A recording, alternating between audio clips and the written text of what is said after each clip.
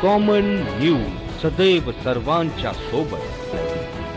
Common न्यूजच्या ताज्या घडामोडी जाणून घेण्यासाठी आताच आमचे कॉमन न्यूज चॅनल सबस्क्राईब करा। निवडणुकीच्या तोंडावर महाराष्ट्र राज्याचे मुख्यमंत्री देवेंद्र फडणवीस साहेब यांनी शेतकऱ्यांचे कर्ज माफ करू, शेतकऱ्यांचा सातबारा कोरा करू असे आश्वासन जाहीरनाम्यात दिले होते। निवडणुका होऊन 3 ते 4 महिने उलटून सुद्धा अजूनपर्यंत शेतकऱ्यांचं कर्ज माफ केलं गेलं नाही, तसेच शेतकऱ्यांचा सातबाराही कोरा केला गेला नाही। त्याउलट महाराष्ट्राचे उपमुख्यमंत्री अजितदादा म्हणतात, शेतकऱ्यांचं कर्जमाफीबद्दल मी बोललो होतो का? आता महाराष्ट्राचे उपमुख्यमंत्री शिंदे साहेब म्हणतात, सरकारची आर्थिक परिस्थिती व्यवस्थित नसल्याने सरकार कर्जमाफी करू शकणार नाही। अजितदादांनी तर शेतकऱ्यांनी 31 मार्चला कर्ज भरण्याचं फर्मानच काढलं होतं। निवडणुकीच्या तोंडावर शेतकरी कर्जमाफीचा मुद्दा घेऊन शेतकऱ्यांना कर्जमाफीचं आमिष शेतकऱ्यांचे मते मिळविले।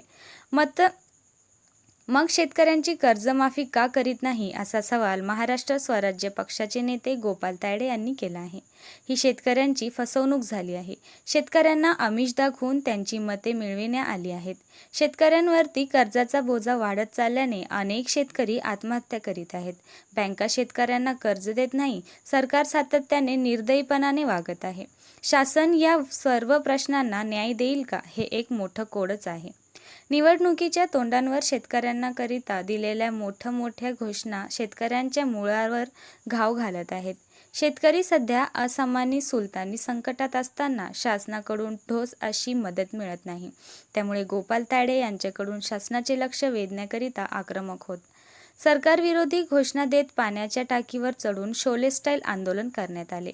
मुख्यमंत्र्यांनी निवडणुकीच्या तोंडावर दिलेल्या कर्जमाफीचं आश्वासन पूर्ण करावा, अन्यथा आंदोलन तीव्र करीत शेतकऱ्यांना घेऊन मुख्यमंत्र्यांच्या घरासमोर आंदोलन करू असा थेट इशारा ही गोपाल तायडे यांच्याकडून देण्यात आला आहे।